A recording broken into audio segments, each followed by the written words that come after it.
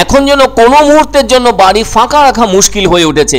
সেটা দুষ্কৃতীদের নজরে আসলেই চরম ক্ষতির মুখে পড়তে হচ্ছে গৃহকর্তা বা গৃহকর্ত্রীদের। এমনই একটি ঘটনা ঘটে গেল দক্ষিণ 24 পরগনার সোনারপুরের বোসপুকুর এলাকায়। দিনের বেলায় কিছু সময় বাড়ি ফাঁকা মিলতেই দুষ্কৃতীরা আলমারির তালা ভেঙে 100 গ্রাম সোনা ও নগদ প্রায় 35,000 টাকা নিয়ে পালিয়ে গিয়েছে।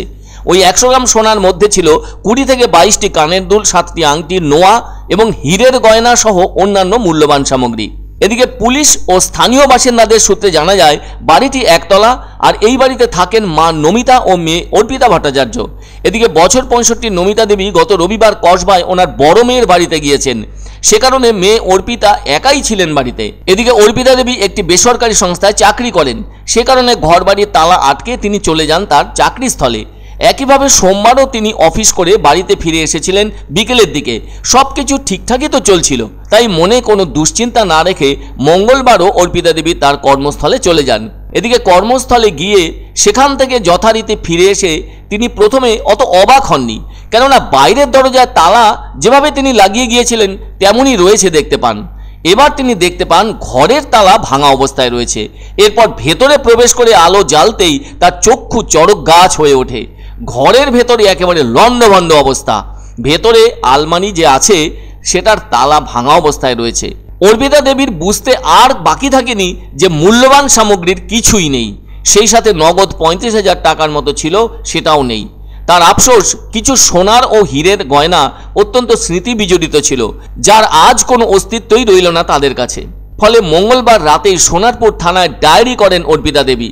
এদিকে একটি পাড়ার ভেতর জনবহুল এলাকায় চুরির ঘটনা ঘটে যাওয়ায় ওই এলাকা জুড়ে যথেষ্ট আতঙ্ক ছড়িয়েছে। স্থানীয় সূত্রের খবর থেকে জানা গেছে অর্পিতা দেবীর বাড়ির আশেপাশে প্রচুর বাড়ি রয়েছে, কাছে একটি স্কুলও আছে। দুপুর পর্যন্ত আশেপাশের লোকজন ছিলেন বলেই জানান স্থানীয় মানুষজন। কেউ কেউ ওই অঞ্চলে জমায়েত হয়ে গল্পগুজবও করেছেন।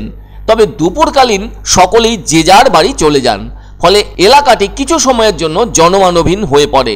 আর তাই সেই সুযোগকে কাজে লাগায় দুষ্কৃতীরা বলে অনুমান এলাকার বাসিন্দাদের। এই চুরি প্রসঙ্গে অর্পিতা দেবী বলেন, বহুদিন ধরে এই এলাকায় থাকছি, আগে এরকম ঘটনা কখনো ঘটতে দেখিনি।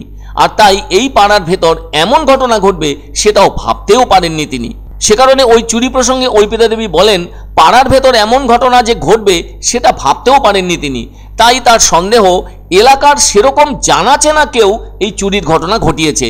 সে কথাই তিনি পুলিশকেও জানিয়েছেন বলে জানান। এদিকে সোনারপুর থানার পুলিশ ঘরের সমস্ত কিছু পরিদর্শন করে তদন্ত শুরু। পাড়ার কয়েকজনকে জিজ্ঞাসাবাদও করেছে পুলিশ।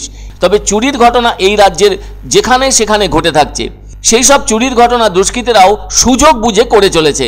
পুলিশ কখনো কখনো সামান্য কিছু দুষ্কৃতীকে পাকড়াও করলেও বাকিদের কোনোভাবেই ধরতে পারছে না। আর ফাঁকা বাড়ি পেলে তো কথাই নেই, সেই সব বাড়ি তো চুরির হাত থেকে কোনোভাবেই রেহাই পাবে না। অ্যাপ্রক্স 30 থেকে 35,000 টাকার মতো নগদ টাকা পয়সা আছে, আর সোনার ওই খুচখাচ আংটি, কানের দুল, গলার চেন, হাতের বালা, এই সমস্ত মিলিয়ে মোটামুটি 100 গ্রাম মতন সোনা আমাদের বাড়ি থেকে পাওয়া গেছে।